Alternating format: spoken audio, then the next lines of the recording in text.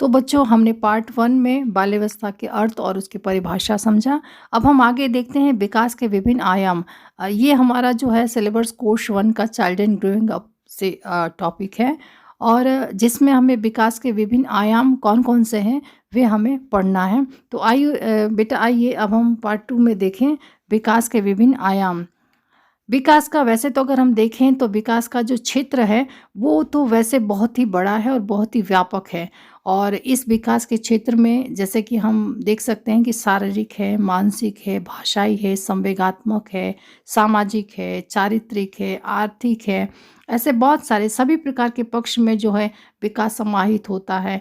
और दूसरी चीज़ अगर हम देखें तो शिक्षा मनोविज्ञान के दृष्टिकोण से अगर हम देखें तो मानव के जो विशेष रूप में बालक के शारीरिक, मानसिक, भाषाई, संवेगात्मक, सामाजिक, चारित्रिक इन सब पक्षों पर जो है अध्ययन किया जाता है। तो इन सब जो पक्ष पर अध्ययन किया गया है इसे हम थोड़ा संक्षिप्त में समझेंगे।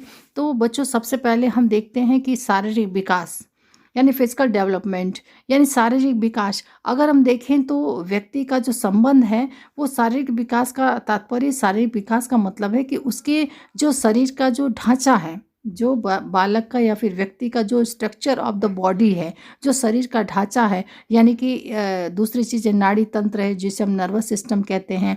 फिर जो शरीर के जो आंतरिक संस्थान है internal system of the body जो है जैसे कि इंटरनल सिस्टम में बेटा हम ये देख सकते हैं कि जैसे कि जो रक्त संचार संस्थाएं हैं, जो पाचन संस्थाएं हैं, ये सारी और फिर जो मांसपेशियां हैं जिसको मसल्स कहते हैं और अंतःस्रावी जो ग्रंथियां हैं, ये सब चीज़ें जो हैं ये इसकी वृद्धि में बालक में संवेगात्मक स्थिरता और गामक क्षमता यानी गति करने की जो क्षमता है ये सारे परिवर्तन होते हैं और ये परिवर्तन ही व्यक्ति के व्यवहार को प्रभावित करते हैं।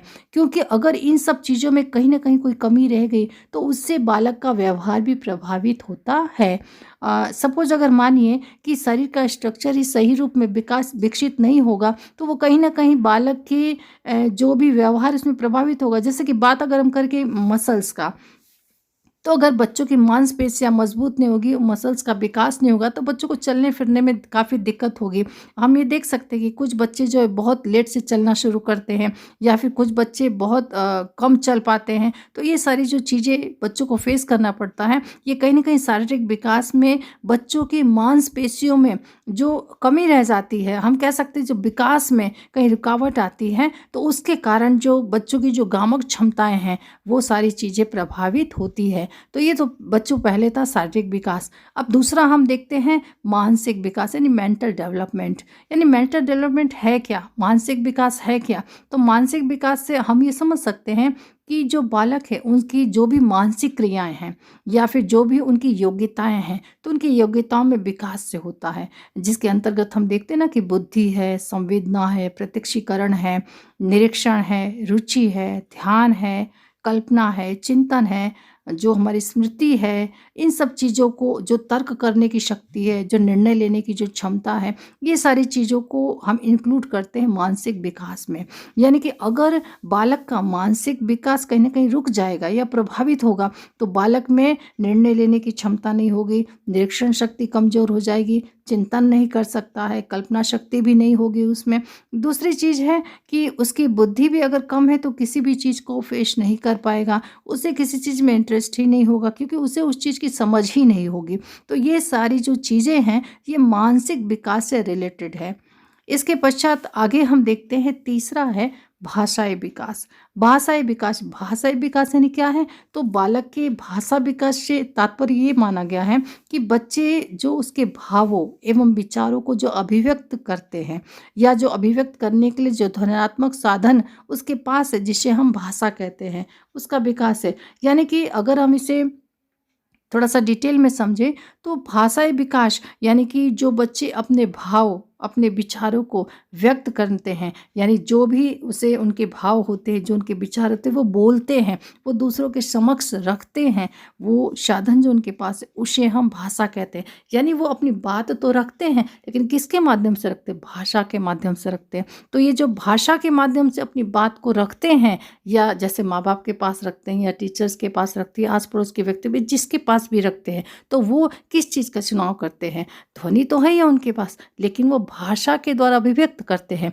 तो इससे हम कह सकते हैं भाषाई विकास। अगर बच्चों का भाषाई विकास होगा ही नहीं, तो अपने शब्दों को, अपने भाव को किस रूप में प्रस्तुत करेंगे, किस रूप में वो सामने अपनी बातों को रख सकते हैं। तो ये चीज़ है कि उनके पास आवाज़ तो है, लेकिन उसे व्यक्त करने में भाषा की आवश्यकता होती है। तो ये भाषाई विकास है। इसके आगे हम देखें बच्चों, संवेगात्मक विकास यानी कि इमोशनल डेवलपमेंट। यानी कि हम देखते हैं कि बालक के संवेगों के विकास को संवेगात्मक विकास कहते हैं। जैसे कि उसमें बहुत सारी चीज़ें, भय है, ये सारी चीज़ें जो हैं वो संवेगात्मक विकास है। और जैसे कि बालक में जो यानी कि जब हम ये देख सकते हैं कि जब ये संवेग बालक के व्यवहार के स्थायी आधार बन जाते हैं, तो इन्हें स्थायी भाव हम कह सकते हैं। जैसे कि जैसे जैसे बालक का शारीरिक और मानसिक विकास होता है, उसके संवेगों में भी विकास होता है। जैसे हम देखते हैं ना कि बचपन में बालक किसी से बहुत ज़्यादा डर जाता है, इसका मतलब है कि उनके संवेगों का भी विकास हो रहा है। इसके आगे हम पांचों पॉइंट्स देखते हैं। सामाजिक विकास। सामाजिक विकास क्या है, सोशल डेवलपमेंट क्या है? यानी कि विकास के विभिन्न आयाम में सामाजिक विकास भी शामिल है।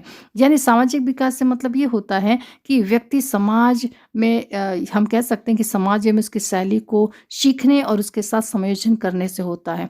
यानी कि बालक जो है, या हम कह सकते हैं व्यक्ति जो है, जब समाज समाज और उसकी शैली को, यानी कि हमें किस प्रकार रहना है, हमें किस प्रकार उसे निभाना है, या हम कह सकते हैं कि समाज ने जो भी नीति नियम मूल्य तय कर दिए हैं, उनके अंतर्गत हमें व्यवहार करना है, हमें उनकी चीज़ों को सीखना है। या फिर हम कह सकते हैं कि अगर हमें नहीं आता है तो हम उसके साथ समायोजन करते हैं। तो हम ये कह सकते हैं समाज में उसकी शैली को सीखने और उसके साथ समायोजन करने से होता है। अब हम बालक के दृष्टिकोण में अगर हम देखें, तो बालक जिस समाज में रहता है, उसी समाज में उसकी भाषा है, रहन सहन है, रीति रिवाज है, परंपरा है, आदि को सीखता है और उसे अपने आप को समायोजन करना होता है।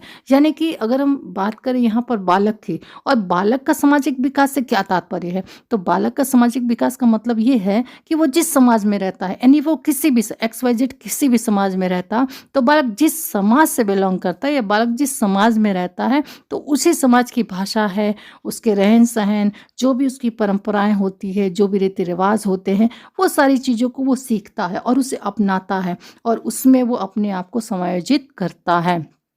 दूसरी चीज़ है कि जो बालक इनके लिखने एवं अभ्यास में अच्छा समायोजन कर सकता है, वो सामाजिक रूप से अधिक विकसित कहलाता है। यानी कि अगर हम संक्षेप में कहें, तो संक्षेप में हम ये कह सकते हैं कि सामाजिक परिस्थितियाँ जो भी चीज़ें, उसमें समायोजन करना ही सामाजिक विकास कहलाता है। इसके बाद हम एक लास्ट टॉपिक देखते हैं कि चारित्रिक विकास, यानी कैरेक्टर डेवलपमेंट, यानी चारित्रिक विकास। चारित्रिक विकास क्या है? तो चारित्रिक विकास सामाजिक एवं धार्मिक निर्देशों के अनुसार आचरण करना ही चारित्रिक विकास है।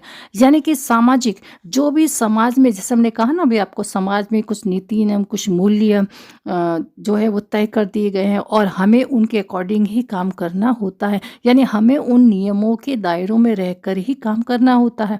तो जो भी सामाजिक दिशा निर्देश दिए गए हैं, या फिर धार्मिक रूप में भी जो भी दिशा निर्देश दिए जाते हैं, उन्हीं के अनुसार हम अपने आचरण को करते हैं। जैसे हमने आपको एक उदाहरण दिया ना कि अगर आप बाहर निकल रहे हैं, तो आप कैसा भी व्यवहार नहीं करेंगे, आप अपने व्यवहार को वैसा ही करेंगे जैसा कि समाज में जो अच्छा दिखे, या फिर समाज में जो निर्देश, जो नीति नियम है, उसके अंतर्गत ही हम उस व्यवहार को करते हैं। तो ये है सामाजिक एवं धार्मिक निर्देशों के अनुसार आचरण करना, चारित्रिक विकास। अब इसमें अगर हम बात करें बालक की, तो बालक को अपने पर नियंत्रण करना होता है, और वह नियंत्रण जितना खूबसूरती से व्यक्ति कर सकता है, उतना ही चारित्रिक रूप से विकसित होता। हम ये कह सकते हैं कि बालक जो भी अपना व्यवहार है, हम कह सकते हैं कि वो नियंत्रित करता है ना। जैसे कि एक छोटा सा बच्चा है, अगर उसे कोई चीज़ चाहिए, तो अगर उसे नहीं मिलता है तो ज़मीन पर लेट जाता है। दूसरी चीज़, अगर वही बच्चा थोड़ा बड़ा हो जाता है, तो वो समझता है कि ये चीज़ हमें नहीं करना चाहिए। बच्चा और बड़ा होता है तो और सारी चीज़ों को समझता है, और अपना व्यवहार भी उसी रूप में करता है। अगर कोई ऐसा व्यवहार है जो सामने वाले को पसंद नहीं है, तो वो उस अपने व्यवहार को नियंत्रित कर लेता है। तो ये जो नियंत्रित करना होता है, और वो व्यक्ति जितनी खूबसूरती से उसको नियंत्रित कर लेता है, वही उसका चारित्रिक रूप से विकसित हुआ है, ऐसा कहा जा सकता है।